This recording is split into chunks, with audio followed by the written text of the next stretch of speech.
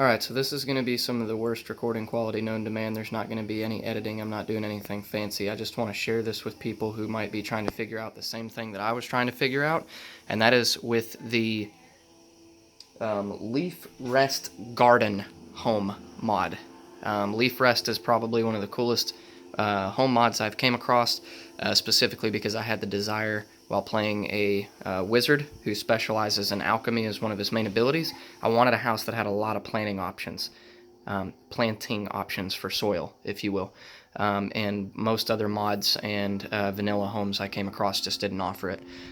So without further ado, what I'm specifically referring to is the fact that I have just spent about 4 hours trying to figure out exactly how to get a perfect score in the gardening system outside the home, which was a royal pain to figure out because there is zero instruction other than you have to put water on the soil first and then use the till first and then use the fertilizer third.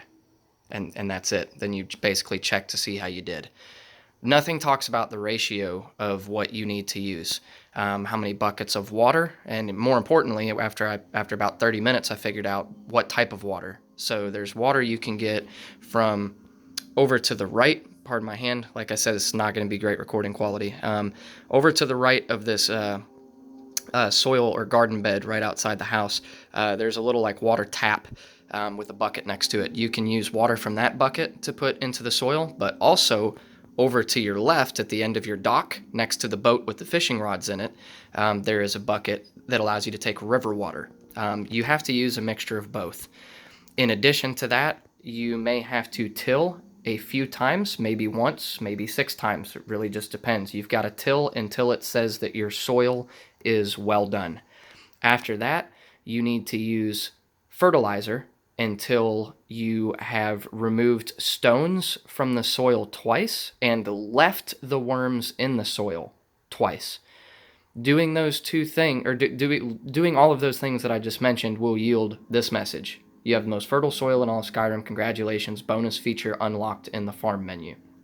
The bonus feature is what allows you to basically do a special type of farm here in the soil. I can't tell you what that is because as soon as I got this message, I immediately grabbed my phone because I Googled and Googled and Googled and I looked. I was so frustrated trying to see if I could find someone who had info on this and no one had anything. So when I figured it out, I immediately wanted to share it. Here is the research that I did to figure this out. So I made a chart. At the top, you're going to see river W for river water, and then to the right of that, well W for well water, tills for number of tills, fertilizer for number of fertilizer, and then my total score out of 40, along with notes. And this is like the 4th page that I used for this.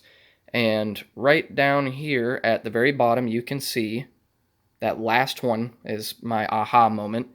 I did river water times 3, well water times 1. I did tills times 7, but tills times 7 is not a concrete number. You could till once and get the message your soil is tilled well.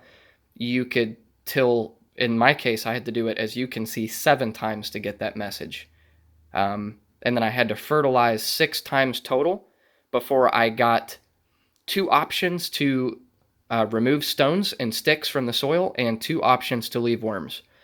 And that yielded my result. I do not have the stomach to delete this progress and try it again to see if it works. However, I do know this, and this is why I'm sure that I've got to be onto something here. You'll notice this up here I've got an asterisk next to. There's some huge similarity to the final one that just gave me my best result, right? Both of them have 3 river water uses, 1 well water use. They both have me tilling the soil until I get the message, your soil is well tilled.